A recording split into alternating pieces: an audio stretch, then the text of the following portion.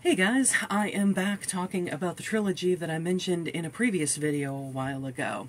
The I Hunt Killers book. Here it is. This is the first one in the trilogy. This one, game, I finished, what was it, 2 nights ago? Yeah, I think 2 nights ago. And it is significantly thicker than the first one. This one has, let's see, 517 pages. I read it over about, I want to say, 5 days or so. I would read for like an hour or so, or maybe a lot more, before I went to bed. So yeah, I was reading like, 100 or so pages a night kind of thing. But I just started the third one last night, and oh my god, this trilogy. And also, annoyingly, I just found out last night, because I checked out the author, Barry Lyga's, website, that there are like 4 prequel stories to this trilogy that are, of course, only available on ebooks, which I don't normally read. So that's kind of annoying. Yeah, I have a whole thing with ebooks. I don't begrudge anybody else who uses them. If they are your preferred method of reading, go for it. Reading a book or a novella on a screen is it just doesn't work for me. But, I don't know, I may have to change that, or, like, get the app on my phone or something like that to be able to read these prequels, because they really do sound interesting. The basic premise of this trilogy, well, the first book is about this guy named Jazz, and his girlfriend Connie, and Jazz's best friend, this guy named Howie. And the three of them, the two of them really are pretty much Jazz's only comparable age friends / girlfriend, because Jazz is the son of William Cornelius Dent, the most notorious serial killer ever.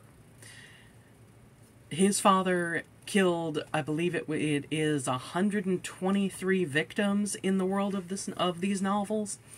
And so it's about 4 years, I think, before the start of the first novel, when his father is caught and put into jail.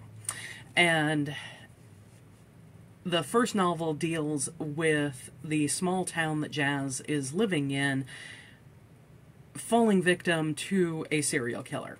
And like I talked about in the first video, I did have a suspect. I turned out to be kind of right, because, spoilers, obviously, the one who was actually committing these crimes in the first novel was impersonating another character. The second one deals with Jazz being brought into this rash of murders that has been happening in New York for the past 7 months. And it turns out to all lead back to his father in rather fascinating ways. There is what the police are calling the hat dog killer. All the victims have either a hat or a dog carved into somewhere on their body. And there are different things about the bodies that, make it known that, hey, this is definitely, the killer's signature. Because one thing that'll happen is, if it's a man, his man bits will be cut off. And there are some times that those bits are found somewhere on the murder scene, and then there are some times when those parts have been taken away. And same thing with women. There were things done to them. I have to keep this YouTube friendly, but yeah, there were crimes done to them apart from the murder, and just, bruising and telling signs and everything like that. And yeah, that's about where I'm going to cut that off. But for being young adult books, they don't shy away from the kind of language of what has happened to these victims. So for anyone who does have whatever sensitivity, triggers, anything like that, I do advise go into this carefully if you want to read them at all. Because I don't have any, you know, any kind of sexual triggers or anything like that, but I can definitely see how reading this stuff would be disturbing or possibly worse to someone who does. So proceed carefully if you want to read them at all. This third one, though, we find out at the very end of the second novel that there is another character in play that we thought was out of it for, you know, the first two novels. I'm trying to make this as spoiler-free as possible, and it's hard.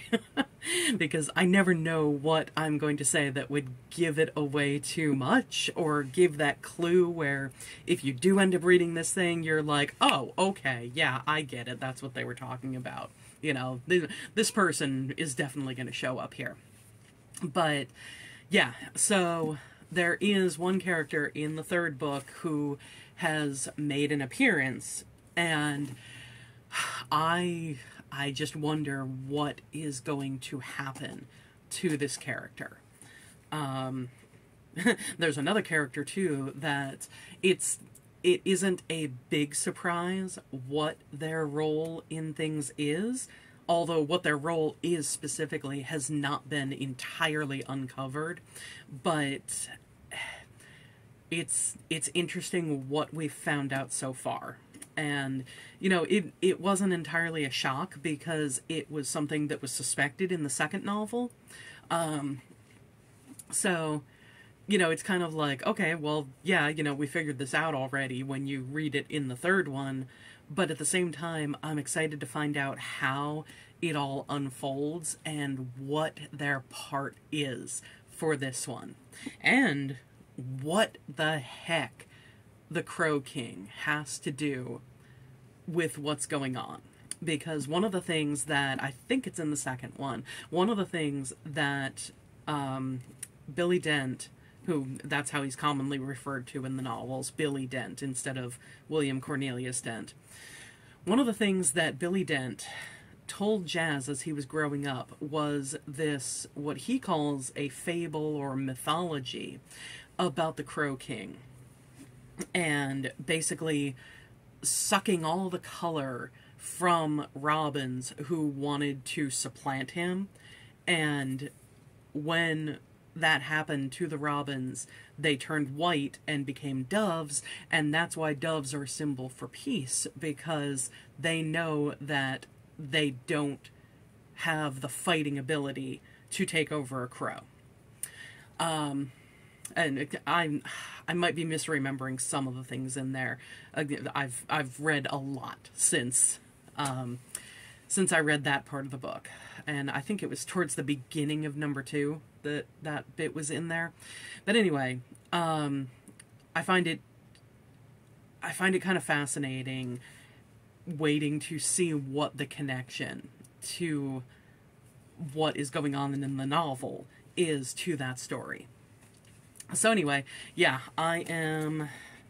What am I in? I'm at page 159 out of 470. So I will probably have this read, I don't know, maybe by Monday night, Tuesday, something like that, if I'm just doing the reading at night, which I'm probably going to stick with because I'm also working on these frickin' crochet dolls. I'm working on 12's coat right now, and these are 3's arms, by the way, and these are 7's arms. And actually, you know what? I'm going to brag a little bit. I'm going to grab 7 right here. So one of the things that makes 7 distinct as the Doctor, as far as his outfit, you know, because personality and looks, of course, but as far as his outfit, is that he has all of these question marks on his vest. And I painstakingly grabbed... I watch Mariah Elizabeth, and I have her paint set. So I grabbed the one pointer thing. I'm trying to see if this will come into focus. But anyway, I grabbed her one pointer, and I was using the... yeah, and it's going to be blurry. I don't know. Maybe kind of in focus. But I was using that pointer last night to just very carefully dip into red puff paint and then very carefully just tap my way to making the question marks on this entire vest and on the collars of his jacket. And I'm going to have to do the collar thing again for 6 because he has that same kind of collar with the question marks on it. Oh, and I might try to do that with 5 because he has the question mark collar too. Dang it. Okay.